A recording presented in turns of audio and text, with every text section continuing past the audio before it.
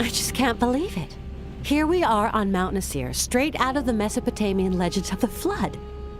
Nobody till now has ever been able to pinpoint its exact location with any degree of certitude. Howard, we're going to go down in history. This place is completely unknown to archaeology. Yeah, good thing, too. I'd hate to run into hordes of old guys with beards and fossil brushes. Very funny. You don't understand. If we find the way to get to Atlantis here, an awful lot of lives will never be the same again. I know, Kate. And it's the future I'm worried about. I would really like to know more about the history of the medallions and the mystery that surrounds them, but... Atlantis is a vision of both the past and the future. It's outside of time, and you can make as much fun of it as you like. But I know deep down you feel the same way. Guess you saw right through me. I don't see Elliot's airship. Either he's late or he's already left. When he was taking me to India, Elliot was bragging about having lots of rich and influential friends. Do you know who's behind him pulling the strings? Foster mentioned an occult group called Thule.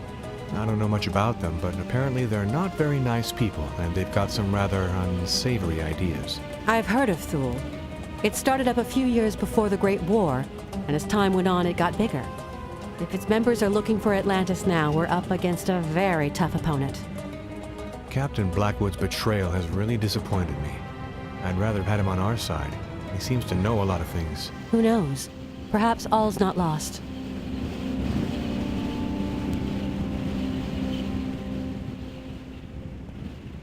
Hello, my name's Howard Brooks.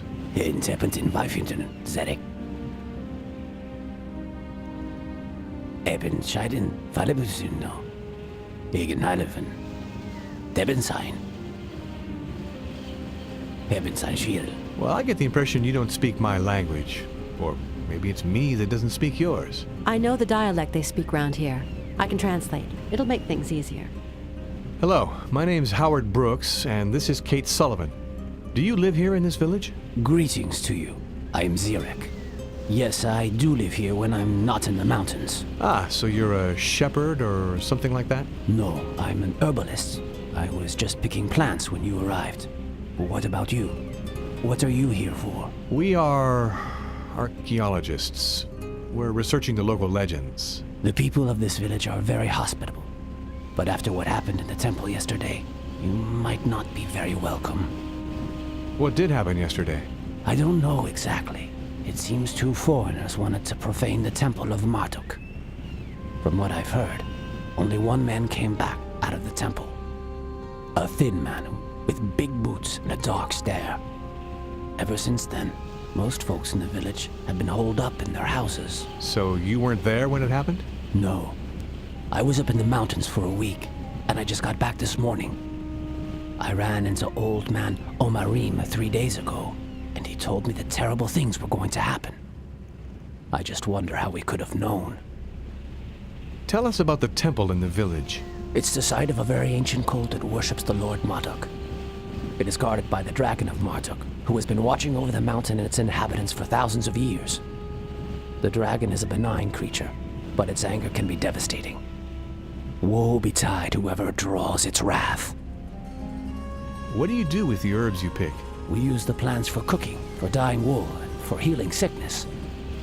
Nature's benefits are many when you know how to appreciate them. Are you also a healer? I know a few simple remedies, but I don't have the knowledge old Almarim has. He taught me to mix herbs together to increase their effects. For example, I can make a poultice with 10 different plants that is very effective against snake bites. Are there snakes around here? I'm not exactly very fond of them. Just be careful not to disturb them. My poultice has already come in useful, because I've been bitten several times when I'm out picking herbs. Do you sell your poultice? Sometimes I trade it for things. If you've anything interesting to give me in exchange, I could let you have a jar of it.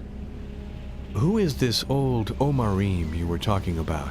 A healer who lives as a hermit in the mountains. He taught me the secrets of the plants. I often see him on my travels. Sometimes he starts talking to himself. A lot of people think he's just an old fool.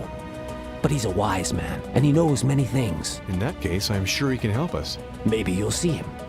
You can sometimes find him near the village, especially when he can smell something cooking on the fire.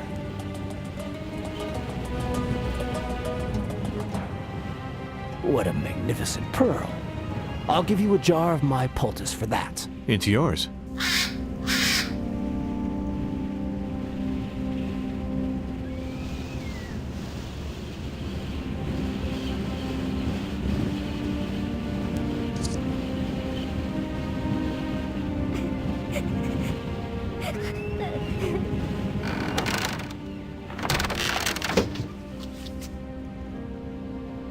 She must have been playing next to the tank and it fell over and trapped her underneath. Poor little thing. I'm Howard. This is Kate. And what about you? What is your name? John. That's a very pretty name. So, Gian, do you live here with your parents? Yes, and with Uncle Samuel. My Uncle Samuel knows how to cut stone. He's very, very strong. But he went away yesterday because of the dragon's breath. And I hope he comes back soon. I get bored when he's not here. The dragon's breath? What's that? It's when Marduk's angry. His animal, the dragon, blows as hard as he can so all the people Marduk's angry with run away screaming. But the dragon's breath is so strong it can reach all the houses on the mountain, so everyone's very scared. Gian, can you tell us why the dragon's angry? A nasty man and a sad man went into his house, and they tried to steal his treasure. The dragon saw them and he punished them. He ate the nasty man and told the sad man to cry forever. Do you know Marduk's house, Gian? My Uncle Samal goes there lots. I want him to come home. My Uncle Samal cuts stones and he makes them all different colors with his funny machine.